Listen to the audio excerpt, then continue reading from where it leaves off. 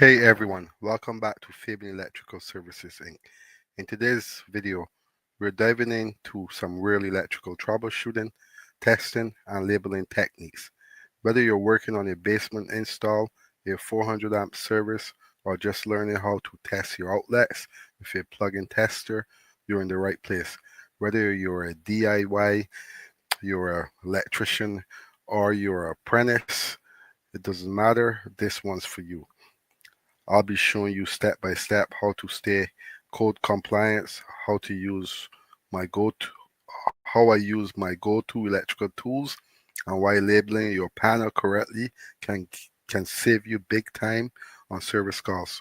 So stay locked in, and if you're watching this later, drop your questions in the comment section.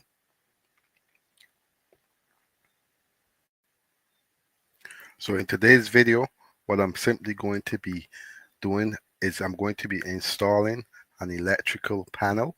100 amp electrical Eaton panel is basically going to be a swap out from a 100 old electrical panel to the newer Eaton style panel. The old panel was breaker style, it was fuse size, fuse type, and now the new panel is simply going to be the breaker style. So what I'm doing in today's video is I'm going to be removing this electrical panel.